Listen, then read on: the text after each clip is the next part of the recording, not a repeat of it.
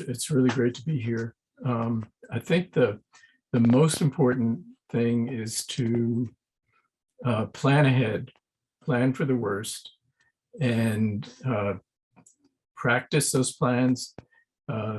Think of the worst things that can happen, then think of even worse things, and then what would you do if those things happen?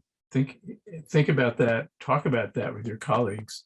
So, I mean, what I would suggest people do for scenario planning, as we call it, or thinking ahead as to what would I do in the worst possible environment, is sit down with a few friends or a few colleagues in the election organization, and each try to compete with the other one to come up with the worst possible scenario.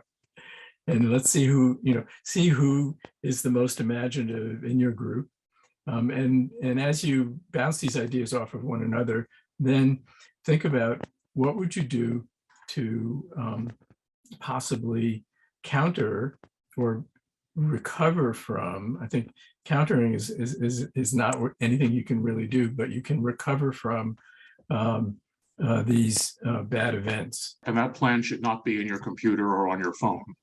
Well, you can have one copy in your computer or on your phone, but you should also have a copy on paper, because if your computer or your phone is hacked, and very likely, and we know that these things can be done remotely.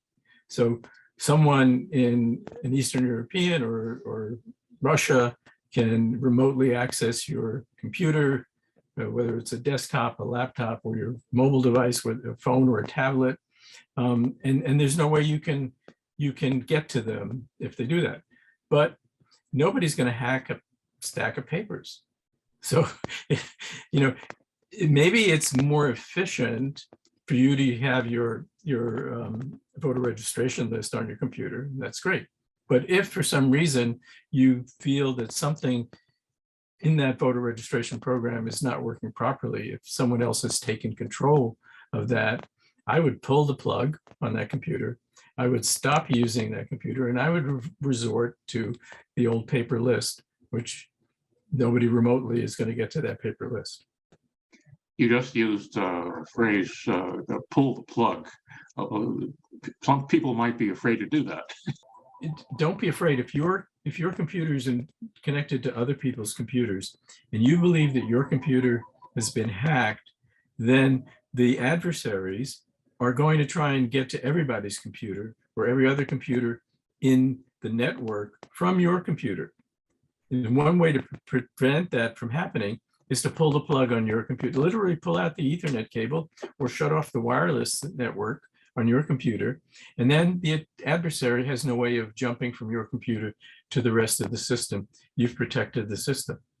And there's a wonderful true story about that, where Russia attacked the Ukraine in 2016 with a cyber attack on 6 different energy power stations, electricity power stations.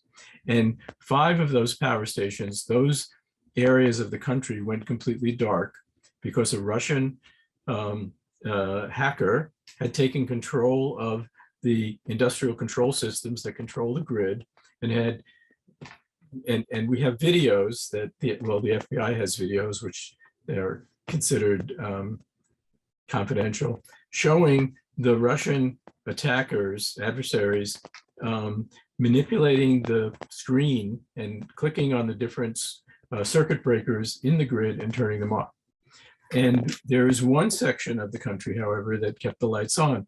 And that was because the operator at that console saw that somebody else had taken control of his control system console and was starting to turn off circuit breakers. And he literally pulled the Ethernet plug out of the back of his computer, and the electricity stayed on for that part of the country.